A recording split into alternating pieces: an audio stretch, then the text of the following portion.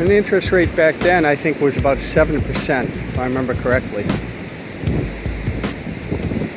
Today, people would give their left arm for 7% because it's a quote-unquote no-risk investment. And me personally,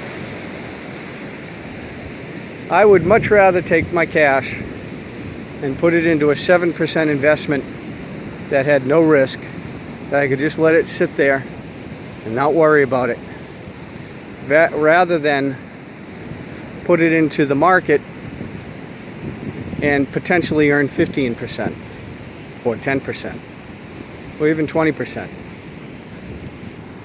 because it's not a guarantee. It could go anywhere from 0 or even negative to even higher than 20%. And that's where your risk tolerance is. Now, depending on your age, the status of whether you're married with children, how much cash you actually have, all the different variables in your life determine your comfort level and your ability to withstand pain or risk. Also, percentages. If I divided my cash into portions, what percentage of that cash could I lose? Not that I want to lose it, but could I lose and not sink like a boat? If you break the boat into watertight compartments, how many compartments could you take torpedoes in and flood without sinking? And for some people it might be none, and others it might be 9 out of 10. It's all up to your pain tolerance. If you're 25 versus 55 versus 75, that plays a role. If you're married with children versus single,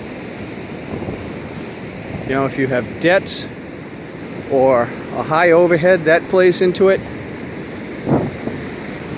Because basically you're taking whatever percentage and you're speculating with that percentage, and the rest you're putting into the safest possible return that you can get. And right now, banks are paying 1% maybe. Awful return. Now, speculation is different from investments in that speculation is gambling. It's a calculated risk with the expectation that it could go to 0. And people who speculate, many of the times their investments lose money or do go to 0.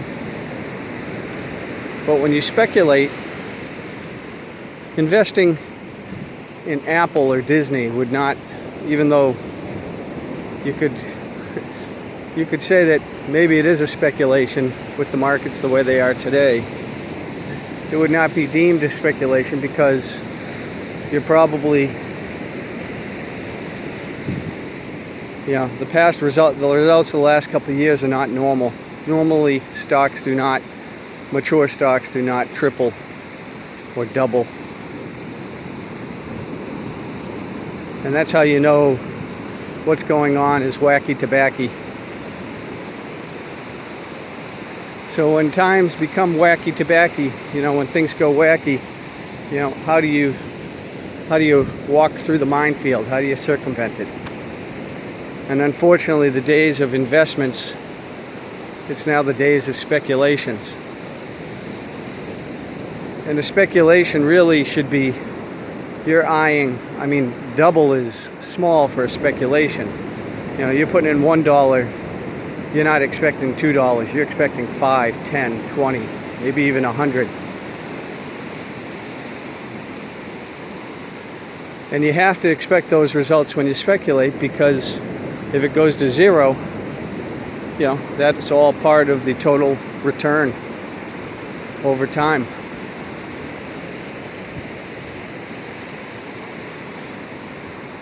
And the reason there's so much speculation is because even though we're in the age of information,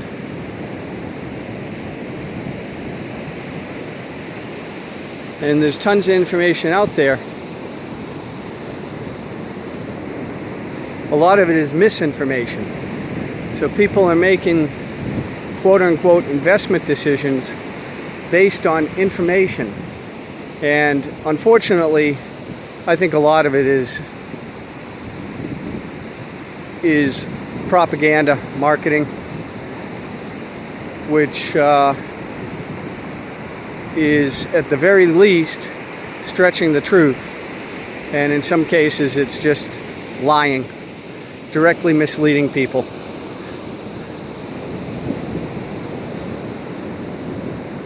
And unfortunately, that seems to be more and more common. And we're going back to the days of caveat emptor, where the buyer needs to beware.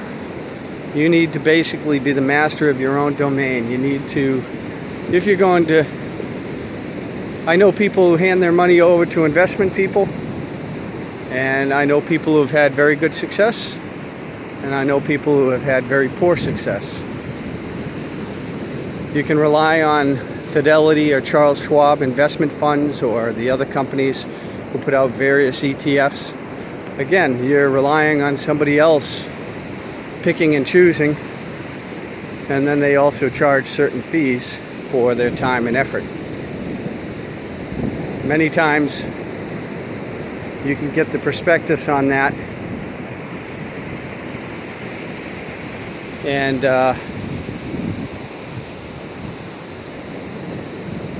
actually see who they invest in and what percentages, so you could mimic it if you really wanted to without paying the fees.